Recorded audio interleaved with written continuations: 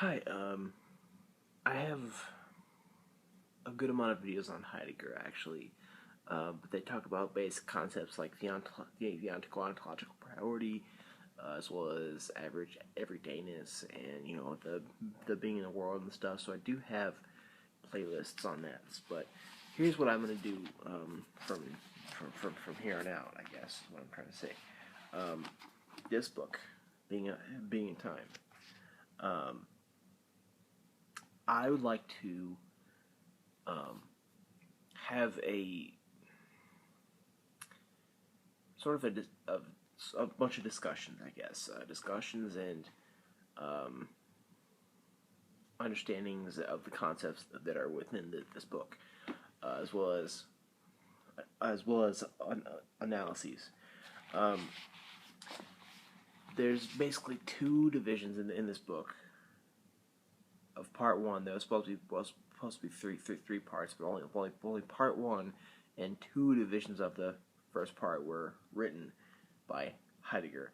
So there's two divisions, and I'm going to be discussing concepts of this. So pretty much what we're going to do, what I'm going to do here, is I'm going to go from this chapter 2. What I want to discuss in this chapter 2 is this idea of knowing, being in and knowing, and then from next will be the worldhood of the world, as well as being in as such, the who of design, and for further on from that, and on to getting better in depth with concepts like care and even being toward death and temporality. So I'm going to discuss just kind of discuss the concepts of this whole book. But in this video, I want to discuss. I have a lot. I've been kind of like rereading this and underlining various important things. And I'm going to read some things from here. And what I want to discuss from this chapter is being in and knowing. And this actually comes from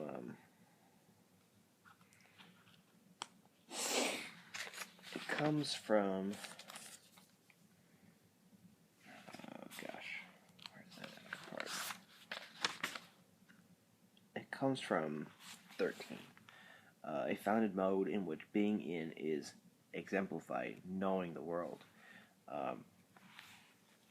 If one reflects upon this relationship of being, an entity called nature is given proximately as that which becomes known. Knowing as such is not to be met in this entity. If knowing is at all, it belongs solely to those entities which know. Now, the more unequivocally one maintains that knowing is proximally and really inside, and indeed has by no means the same kind of being as entities which are both physical and psychical, the less one presupposes which one believes that one is making headway in the question of the essence of knowledge, and then the clarification of the relationship between subject and object. For only then can the problem arise of how this knowing subject comes out of the inner sphere into one which is other and external, of how knowing can have any object at all, and of how one must think of the object itself, so that eventually the subject knows it without needing to venture and to leap into another sphere. Okay, now, first of all, we're talking about spheres here, and I would like to liken this to Heidegger doesn't use the word sphere of ownness, but in Husserl's Cartesian Meditation, he talks about the sphere of ownness, where things that are outside of this primordial sphere are alien things. And when he talks about the experience of the other is something alien coming into my sphere. And basically, he's discussing subject and object here, but what is discussed about this knowing is that through this knowing, we're still, in this one sphere. Knowing, when we talk about being in is a certain part of being in the world. He talks about being in the world, and with the little part in the world, he talks about worldhood, and with being in, he talks about what that means and such. Being in as not as such in a glass or not me being in a house but more like being in as knowing. Now, knowing is pretty much understanding of all these things around me, knowing the present at hand things, and I'm trying to find it. And knowing, the fact that I know everything here, I understand all of it in its context of the world and its context. Heidegger talks about how, I'm in this, how, I'm here, this bench is in this university, this university is in this city, in this state, in this country, in this world, in this universe. If we now ask what shows itself in the phenomenal findings about knowing, we must keep in mind that knowing is grounded beforehand in being already alongside the world, which is essentially constitutive for Dasein's being. Approximately, this being already alongside is not just a fixed staring at something that is purely present at hand. Being in the world as concerned is fascinated by the world with which it is concerned. Being in the world as concerned, Kerr Zorga, is fascinated by the world with which it is concerned. If knowing is to be possible as a way of determining the nature of the present at hand by observing it, then there must be first a deficiency in our having to do with the world concernfully. When concern holds back from any kind of producing, manipulating, and the like, it puts itself into what is now the sole remaining mode of being in, the mode of just tarrying alongside. This kind of being towards the world is one which lets us encounter entities within the world purely in the way they look. And he uses the word in Greek, eidos, ideas, or we can translate eidos into essences. Just that on the basis of this kind of being, and as a mode of it, looking explicitly as at that what we encounter is possible. Looking at something in this way, something is sometimes a definite way of taking up a direction towards something, of setting our sights towards what is present at hand. It takes over a viewpoint in advance from the entity which it encounters.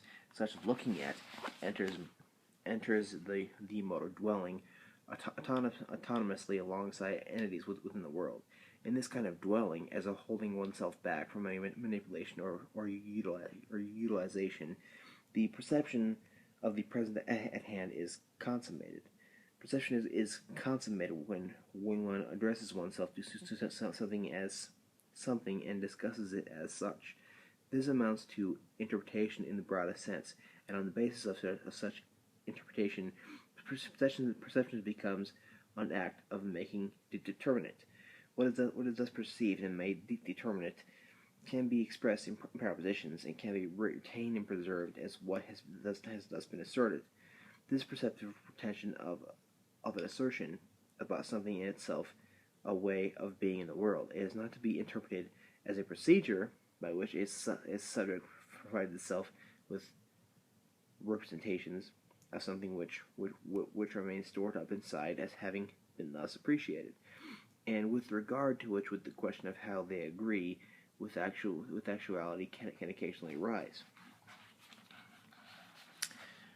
When Dasein directs itself toward something and grasps it, it does not somehow first get out of an inner sphere which it has been proximately encapsulated, but its primary kind of being is such that it is always outside alongside entities which it encounters and which belong to a world already discovered. Okay, now I'm going to read that part. I'm going to read that part again. When Dasein directs itself towards something and grasps it, it does not somehow first get out of an inner sphere in which it has been proximally encapsulated, but its primary kind of being is such that it is always outside alongside entities which it encounters and which belong to a world already discovered. Now, this is talking about these spheres, and being alongside, tarrying alongside, represents a world already discovered. Now, this talks about how the very characteristics of being in.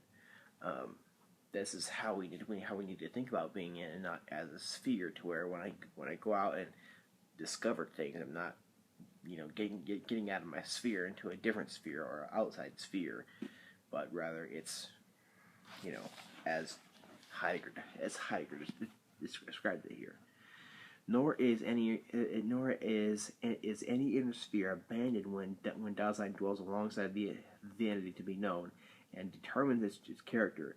But even in this being outside alongside the object, Dasein is still inside. If we understand this in the correct sense, that is to say, it is itself inside as a being in the world which knows. And furthermore, the proceeding of what is known is not a process of returning with one's booty to the cabinet of consciousness after one has gone out and grasped it. Even in perceiving, retaining, and preserving, the Dasein which knows remains outside and does so as Dasein. If I merely know about some way in which being of entities is interconnected, if I only represent them, if I do know more than think about them, I am no less alongside the entities outside the world than when I originally grasped them. Knowing, I skipped a bit there. Knowing is a mode of Dasein founded upon being in the world. Thus, being in the world as a basic state must be interpreted beforehand. Okay, now I want to discuss what I was reading. First of all, I think it's necessary to understand knowing as that mode of encountering things. It's a mode of encountering different things in the world. This mode of encountering different things in the world, which creates this being. Well, not creates is a bad word, but more or less is the best description of this being in relation, and I think that's the best way to understand this. And it's best to understand being in to understand being in the world. Now, the next chapter talks about the worldhood of the world, and the part in the world of being in the world is necessary to understand the whole entirety of being in the world, as is the chapters that follow. Thanks.